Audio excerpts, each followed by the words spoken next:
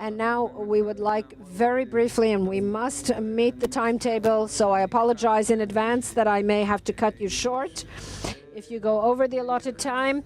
I would like to ask you to very briefly relate to the views of your fellow panel members, and if you would like to relate to the matter of Israeli Arabs, so you are invited to do so at this time as well. So if you speak from your seats, it'll be easier for me to control the time. So we'll start with Carolyn. Thank you, Iran. I would just like to talk about a number of points. When we look at the numbers of the residents of Jerusalem who accepted Israeli citizenship since '67, and also regarding the Druze from the Golan Heights, we can understand that the fear that there are those who are trying to instill in us that we will suddenly have 1.5 million Arabs rushing to the Ministry of the Interior to take out citizenship. These things need to be taken in proportion. I don't see Arabs thronging to the Ministry of the Interior to demand Israeli citizenship tomorrow morning. I simply don't see that as a realistic prospect. And I don't see any scenario that says that that is what will happen. I do think that visibility is important both internally and internationally. I think that ultimately we have reached a situation where we need to march ahead courageously, and we cannot start trying to evade some very difficult questions. Yes, it's true. We're not proposing a utopia like all those who sold us Arafat on a silver platter. We're not saying that tomorrow morning doves of peace will fly over the lands. We have to say that this is our land, and it's time that we apply Israeli law to our land. This is forever. This is not for today or tomorrow. It's not instant gratification. It's not a simple solution, but it's much better than what we've experienced in the past 27 years. On anyone who says that there is a simple solution, that you can pay them money and they'll leave, that all kinds of things can be done, that they can be given permanent residency and everyone will say that's okay, including Israeli citizens, they're wrong. You have to be able to market an idea with all the difficulties that it poses. Because if you don't market it, nobody will buy it. Moti Ketar said that we don't have an Al Jazeera in Hebrew or in English. But if we can't market our product, no one will buy it. This is our land, and we must not be afraid to say so. We must not be afraid to apply our sovereignty here. Because if we are afraid, they can smell our fear and they respond accordingly. If they see we're not afraid, they can smell our courage too, and they respond accordingly to that too. Thank you, Caroline. Knesset member Eldad.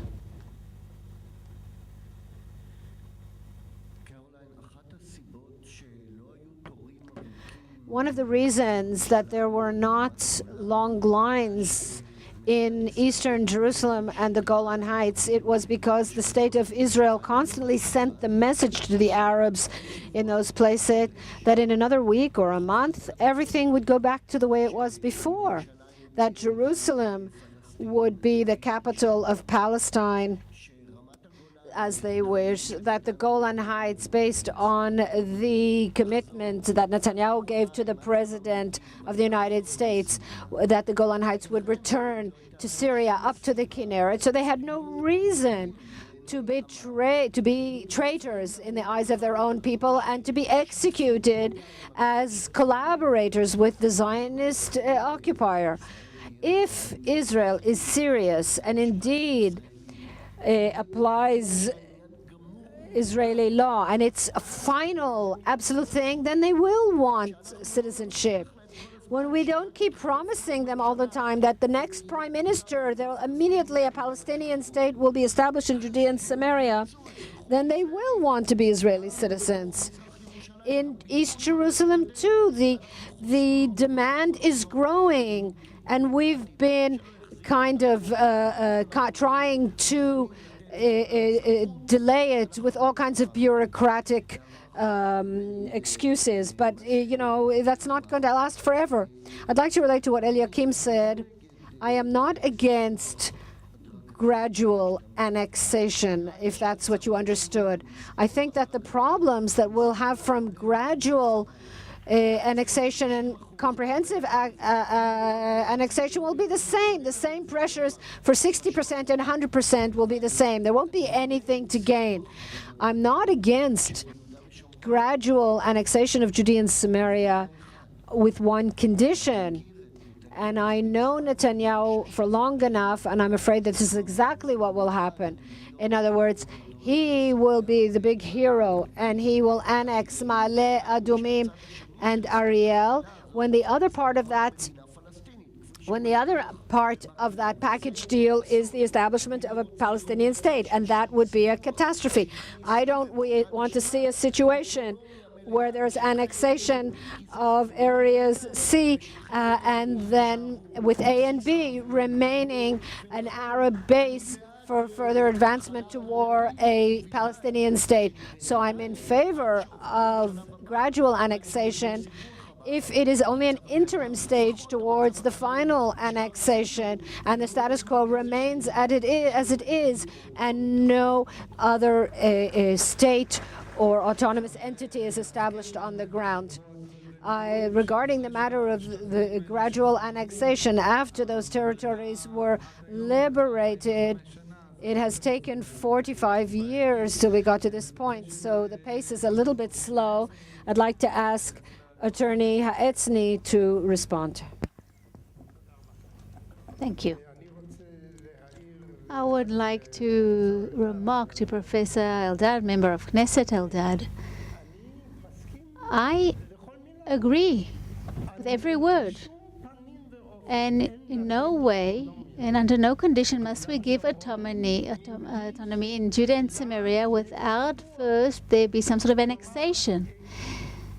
Meaning, when I suggest, let's say the sea areas, let's call them so, to annex them completely, I think the next step, whether it's the same day, whether it's a month later, whenever it shall be, would be the annexation of all the rest, A and B, along with applying sovereignty, autonomy, meaning any autonomy will be under Israeli sovereignty. Let me give you an example. There is autonomy in the north part of Italy, in a place called Alto Adige, Southern Tyrol. Germans and German speakers, German culture, and in the 60s, I think it was, they actually conducted terrorism. By the way, Hitler actually gave them over to Mussolini, by the way. Interesting, that's what happened. In any case, today they have autonomy. The autonomy is pretty broad. However, they do vote in Rome as well, but except for that, they have an almost absolute autonomy.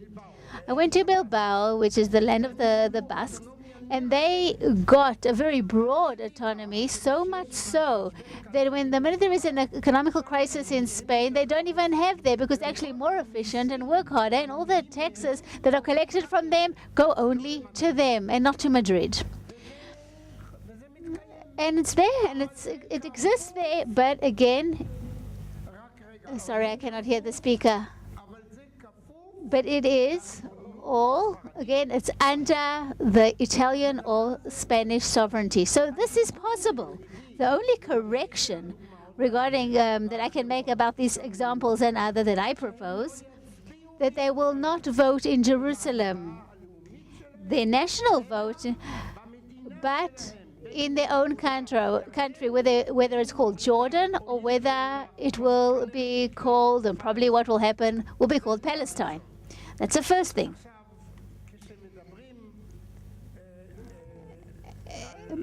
Now, when we talk of, today, when we actually have control over Judea and Samaria, it's almost a complete control. We have problems. How is it called? Those different, we have different industries with pollution in Judea and other places, and Israel doesn't really do what it does, just as it does not control Lord. Same problem. We're not even talking about this. If the control is, slack, but always in the framework of autonomy that I'm talking of, at any rate, those superior infrastructures are in the control of that mother state.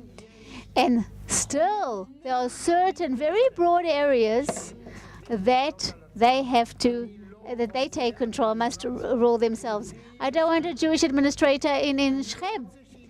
I don't want to deal with their sewage system and with their blood revenge stories and their education and all these things.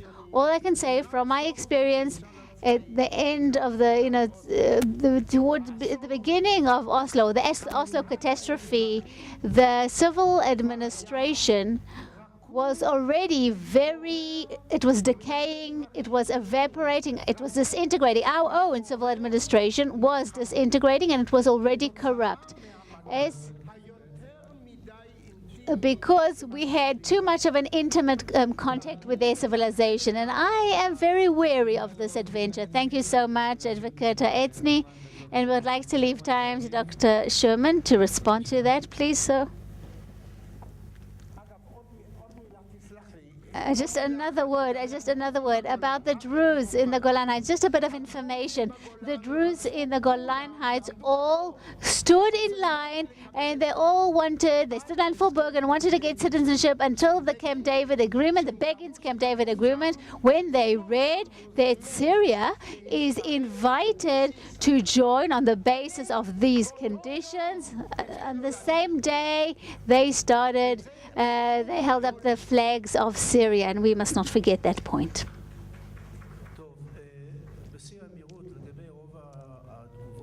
Regarding all the responses that I have, I think that I agree with every word that Arya said. I don't really want to expand on that, except for some things that, I do dispute maybe the gradualness of it, but I do agree with most of the things he said. I also agree with Caroline that the challenge here will be one of marketing, and I also think that this is a topic for another conference, the whole issue of our own failure as far as public diplomacy is concerned, and presenting our own positions, and makes no difference what solution we choose here. That is something that we have to deal with, and that is the challenge, a huge challenge of public diplomacy, and I think the current system is not really taking care of the matter. And a final remark regarding the different responses that I've heard, I don't think that the problem is a legal one, a formal legal problem. I think we have a problem of national feelings or senses that it's very easy. I'm hard to align them with autonomy. I think that I would sit with the El Yakim and have this whole list of authorizations or authority that we can transfer, that we cannot transfer to the Palestinians, would basically get to a very limited list. I don't think that we want to, if we don't deal with the sewage of Shechem, it's going to pollute our water. Same goes for education. I don't think that you cannot deal with education, because if you don't deal with education, you'll only be nurturing hatred. So again, I don't think we can allow ourselves to just give it over to them and let them control everything and let them decide for themselves in all these matters. But in the moments that I have left, I would like to go back to the issue of evacuating and giving compensation for Arabs. What I suggest, again, just in a nutshell, and again, every topic that I bring up here, of course, requires so much more, another 40 minutes of discussion, but I'm trying to formulate a few innovative elements. First of all, I suggest that we do not look for a solution or try to solve the problem, but let us try disintegrate. Let us not solve it, but let us dissolve it. By, we're trying to erode, let us try erode the Arab presence.